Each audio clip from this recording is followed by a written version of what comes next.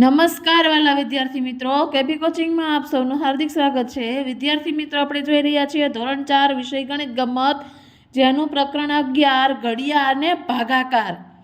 આજે આપણે જોઈએ તેનું મહાવરો 1 ઘડિયા નીચેની ખાલી જગ્યાઓ પૂરો। જો ઉદાહરણ આપેલું છે તેના આધારે જે ઘડિયામાં તે સંખ્યા આવતી હોય તે આપણે લખીશું। તો પહેલું તો 1 ગુણ્યા 15, 15 એકા 15, પછી 2 ના ઘડિયામાં નહીં આવે, 3 ના ઘડિયામાં, તો કે 3 પંચા 15, 5 તેરી 15, પછી 15 કયા ઘડિયામાં આવશે? તો કે 15 એકા 15, 12, તો કે 12 એકા 12, 2 છક 12, 3 ચોક 12, 4 તેરી 12 અને 6 દુ 12।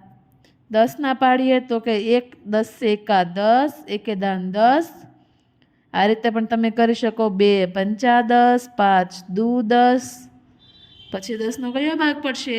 તો કે 10 એકા 10। 14 નો તો કે 14 એકા 14, 2 સત્તા 14, 7 દુ 14 અને 14 એકા 14।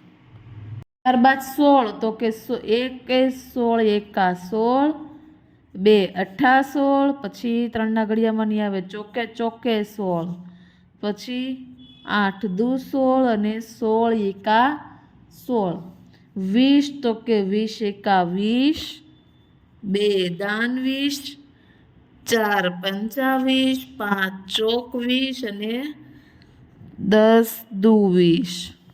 હવે પ્રશ્ન 2, નીચેના ખાનામાં આપેલા 24 ફૂલોને એક સરખી હારમાં જુદી જુદી રીતે ગોઠવવાના છે। જો કુલ 24 ફૂલને 3 અઠ્ઠા 24ના આધારે એક ઊભી લાઈન 3ની છે, આડી 8ની છે। તે જ રીતે મેં જો પહેલેથી જ ઘણી દોરી રાખેલા છે ફૂલો, તો કે 4 છક 24, 4 ઊભી 6 આડી, ત્યારબાદ 6 ઊભી 4 આડી, 6 ચોક 24 અને 12 દુ 24, 2 ઊભી ને 12 આડી।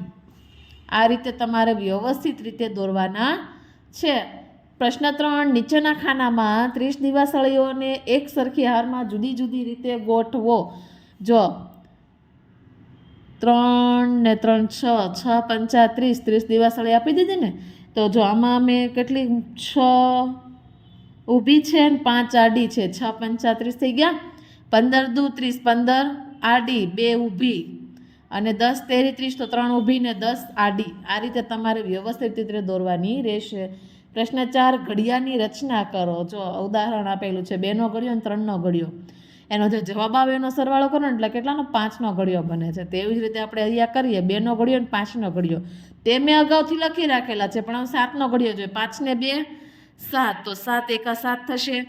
પછી 7 દુ 14 થાય ને, તો જો 10 ને 4 14, 15 ને 6 નો સરવાળો કરતા જવાબ આવશે 21, 20 ને 8 નો 28, 10 ને 25, 7 પંચા 35। આ બંનેનું ટોટલ કરો ને એટલે તમારે 7 નો ઘડિયો બને છે। જો હવે 30 ને 12 42 થશે, 5 ને 4 9, 3 ને 1 4, 5 સત્યુ સત્યુ 49, પછી 6 5, 7 અઠ્ઠા 56, 7 9 63, તો કે 45 અને 18 નો સરવાળો કરતા 63 આવે, 50 ને 20 70।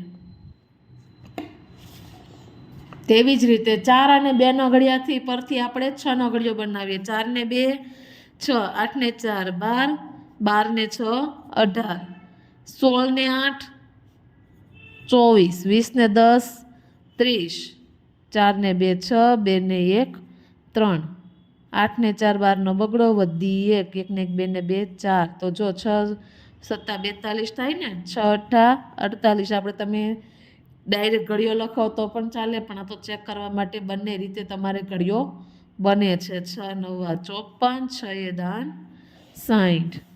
તેવી જ રીતે 2 અને 7 નો છે, જો એના ઉપરથી 9 નો, 7 ને 2 9, 9 દુ 18, 9 તેરી 27, 28 ને 8 સરવાળો કરો, 4 9 36, 10 પંચા 45, 9 પંચા 45, 9 6 54, 9 સત્તા 63, 9 અઠ્ઠા 72, 90 90 81, 9 દાન 90. જો તમે સરવાળો કરીને પણ આમાં આપણે તાળો મેળવી શકીએ. 8 ને 3 11 નો એકડો, વધી 1 6 ને 1 7 ને 1 8. આવી રીતે તમારે બની જાય ઘડિયો.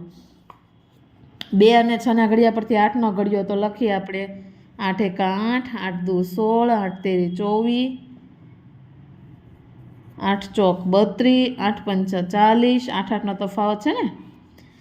6 ને આવી રીતે પણ થાય. 6 ને 2 8, 3 ને 1 4, 4 ને 2 6, 5 ને 1 4 ને 1 5, પછી 6 ને 8 6 6 72 14 નો ચોકડો, વધી 1 4 ને 1 5 ને 1 6, 8 64 થાય ને. અને 8 9 72, 8 દાન 80. તેવી જ રીતે 9 નો બનાવીએ તો કે 9 1 ઉપર આપણે ઉપર લખી નાખીએ 27, 9 પંચોક 36, 9 પંચા 45, 9 છ 54, 9 સત્તા 63, 9 અઠ્ઠા 72, 90 90 81, 9 દાન 90. થેન્ક યુ વિદ્યાર્થી મિત્રો.